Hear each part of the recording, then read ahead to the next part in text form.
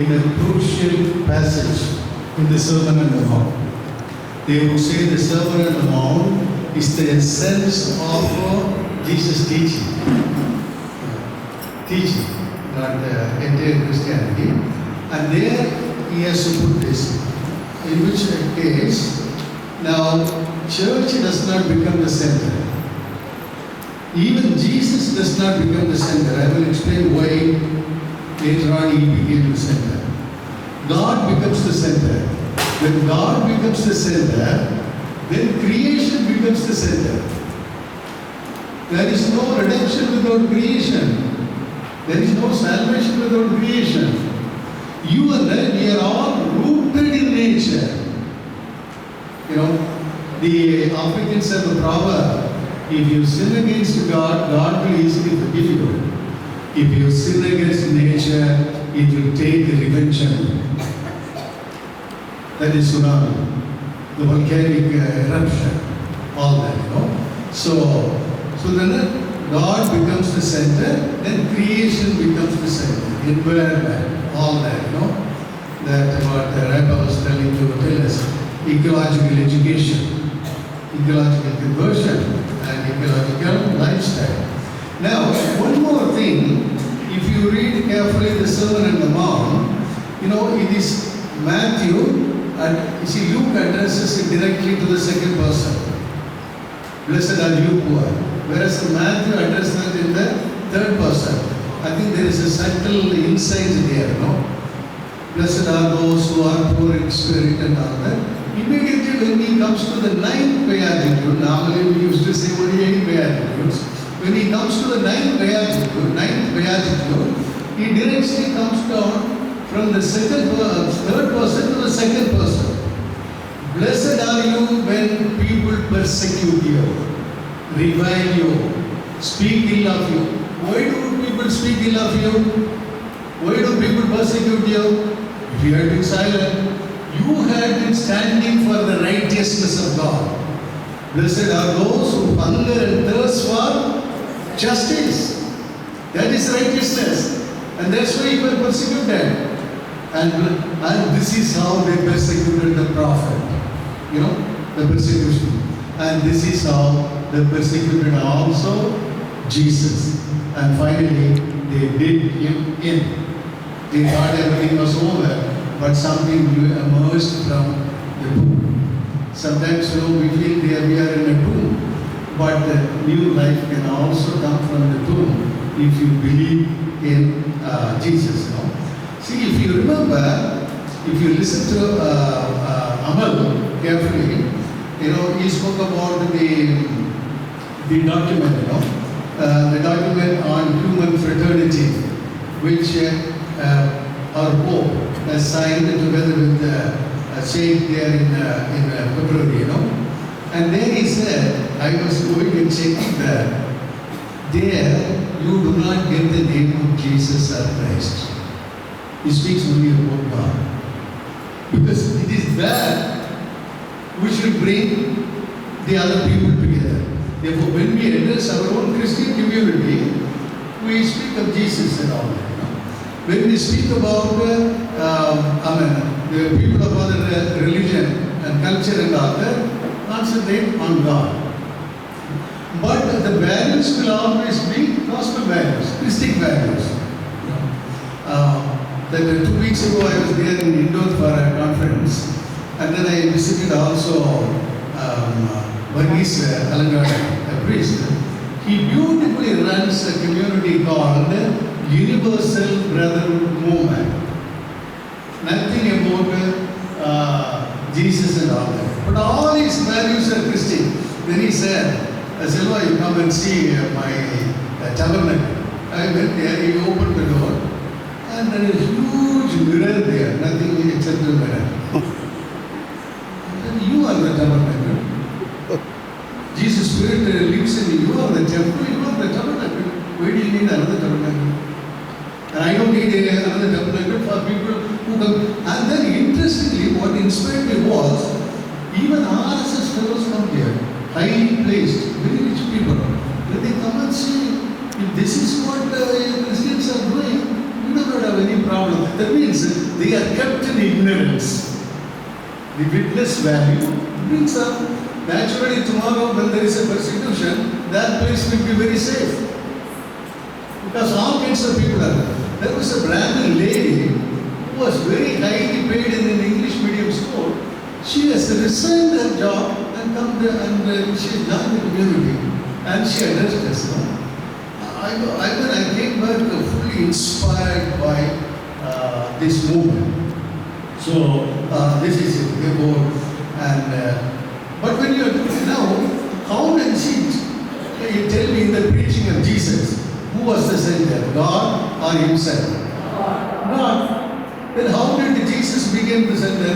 You see, very briefly, without going into the various steps of history, very briefly, Jesus himself, when he was alive, he thought that the world will come to an end quite soon in his own time. But the world did not come to an end. Paul also thought the world will come to an end. He spoke, addressed the crowd, and they did not go for any work. I said, you idle fellows, if you do not work, you don't eat. Now, the second coming did not come. Therefore, they said, it has already come. Where in the person of Jesus, where in the past, where do you get the grace? You go to the church.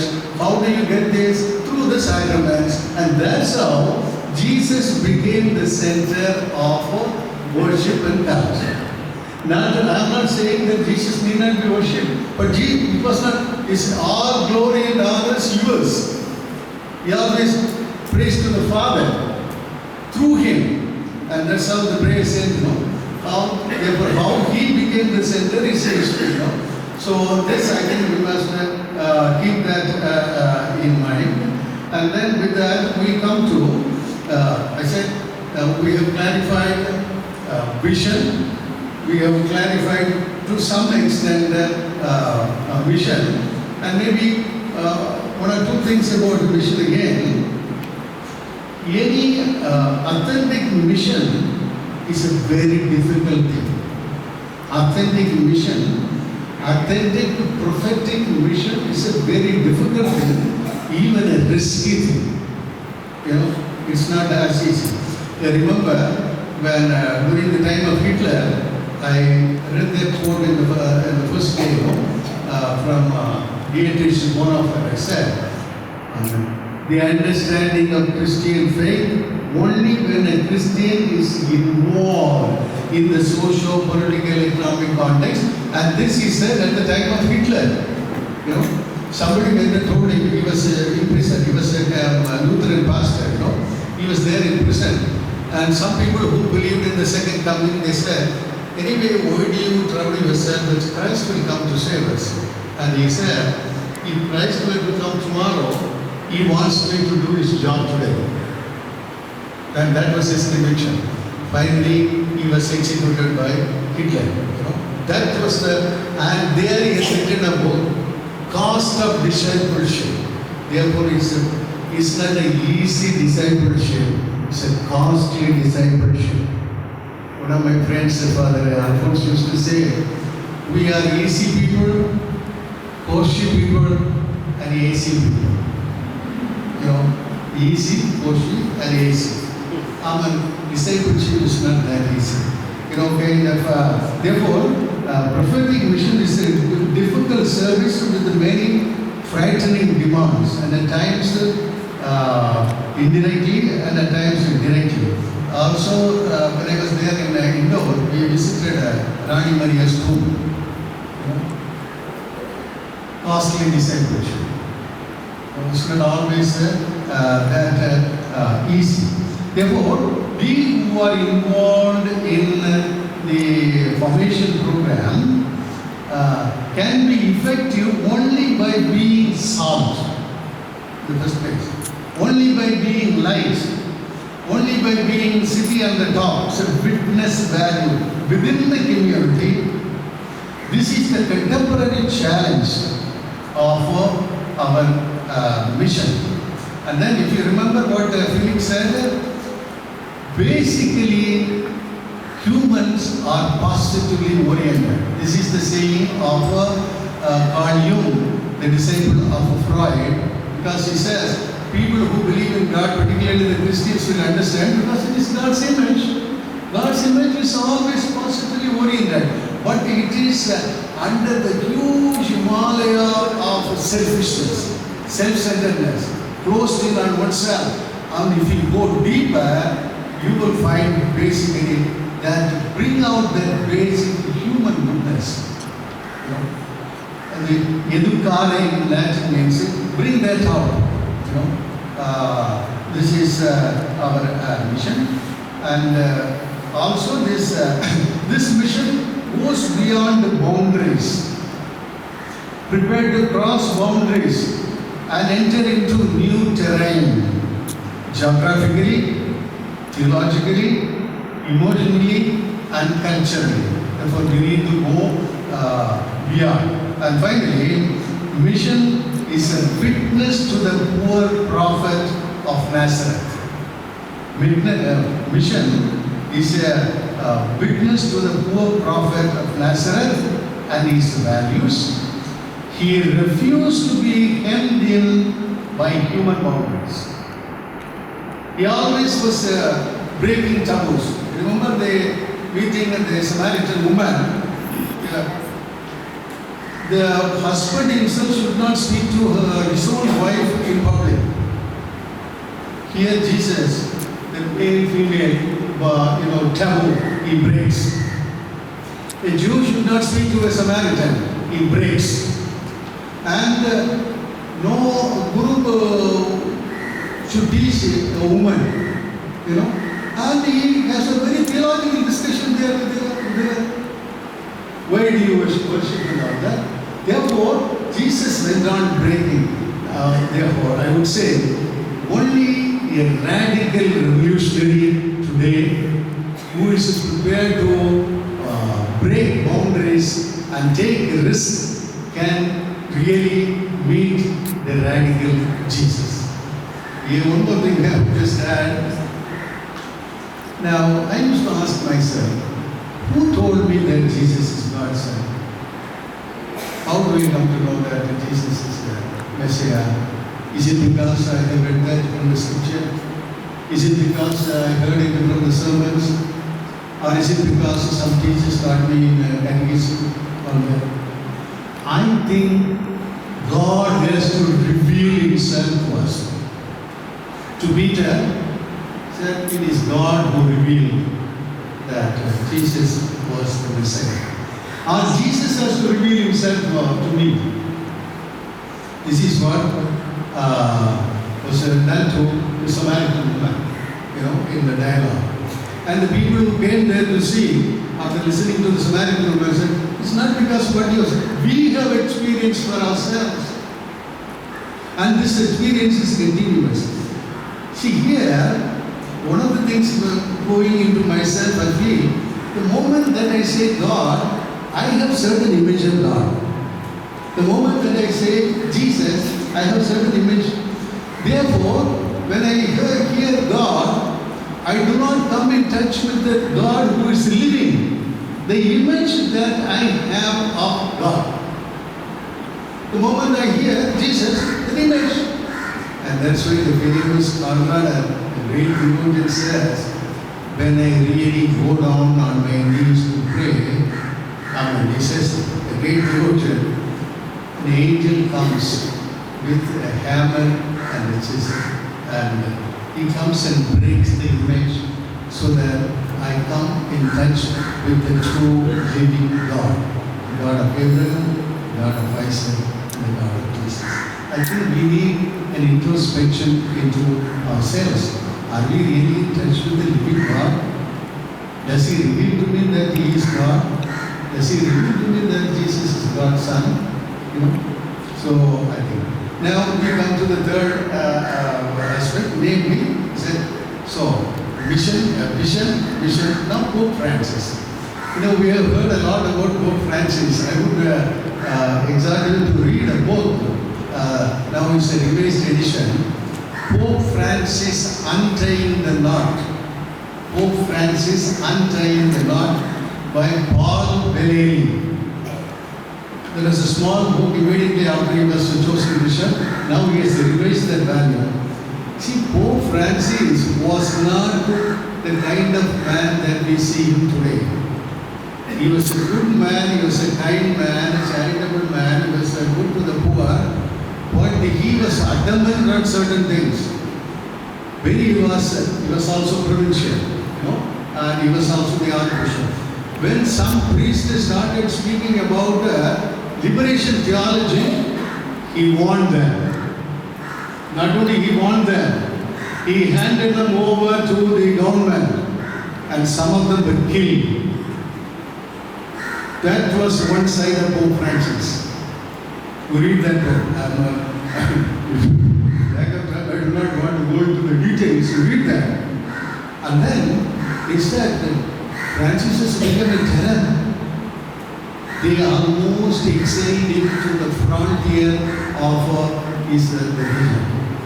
There, he spent several hours in front of the Blessed Sacrament. He made a deep kind of soul-searching operation into himself. The real conversion that takes place there.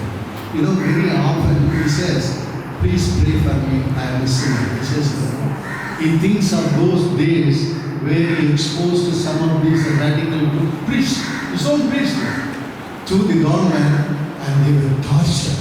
You have seen the film Romero, the torture. They would shout, we are human! We are human! They would shout.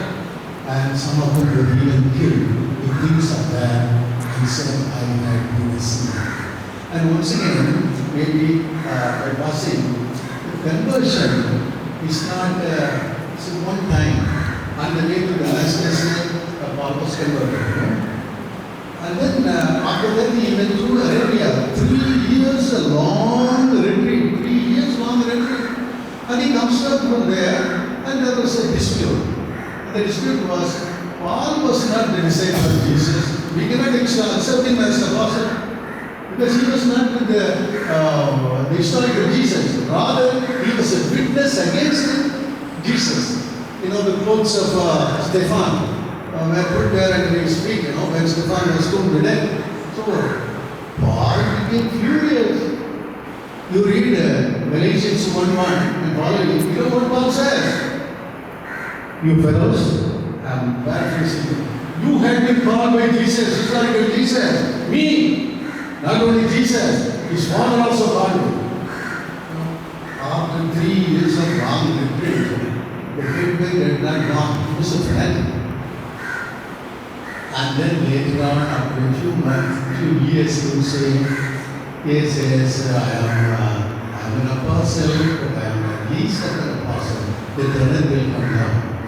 And before his death, he says, read 1 Corinthians chapter 15, verse 8.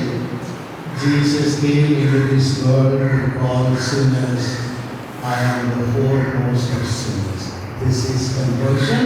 Ending with finally he would say, not I, but Christ lives in me. And that is the summary. And I think Pope Francis has gone through this process.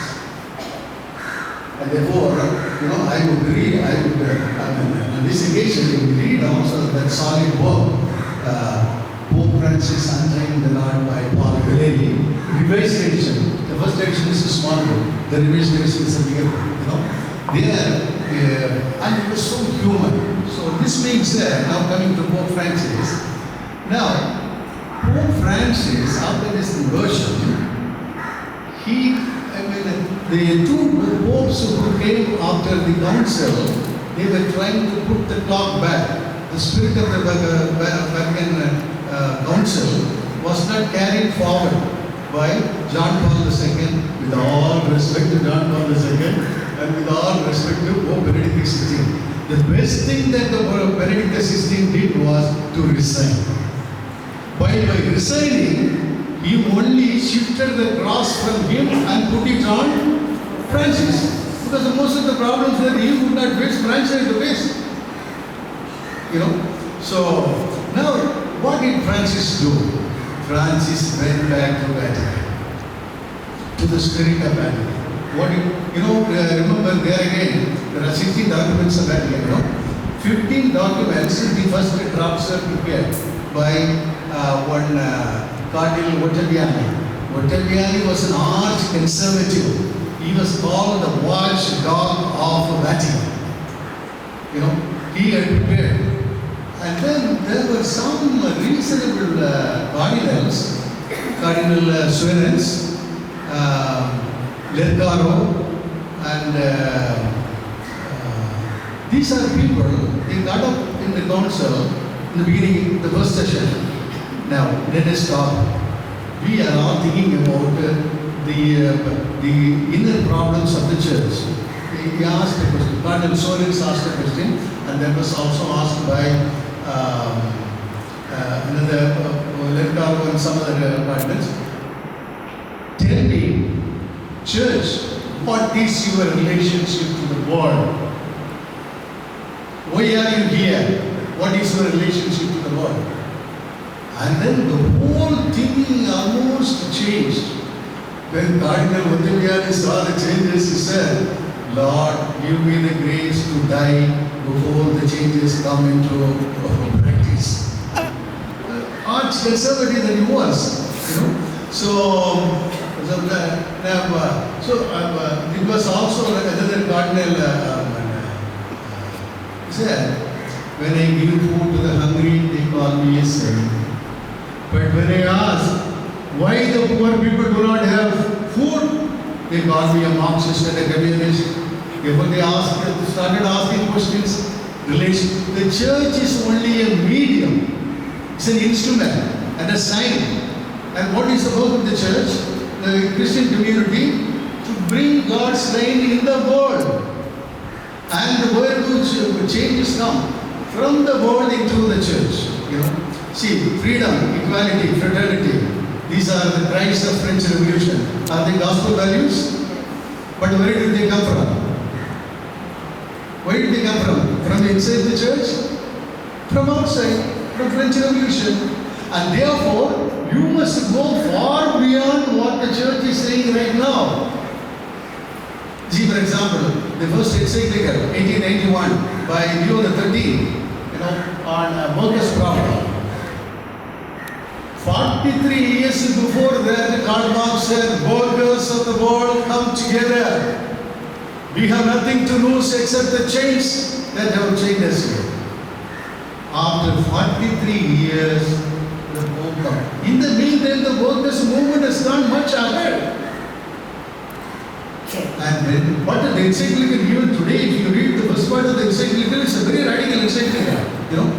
When some people read that encyclical, some nuns and priests and monks in the monastery, they prayed for the conversion of Leo XIII. They thought that he would become a communist. This is the state of affairs.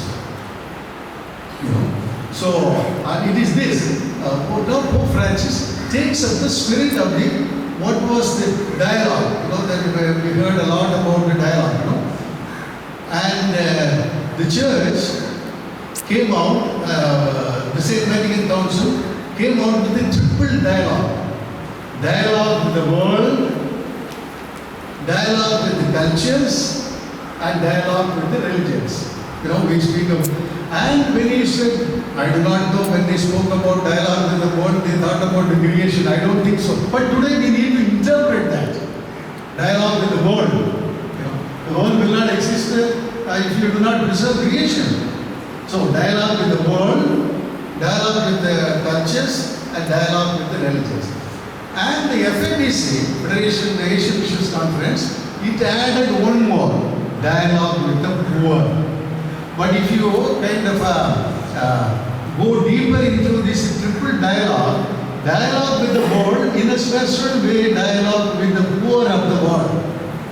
Dialogue with the culture, there are two different cultures at least.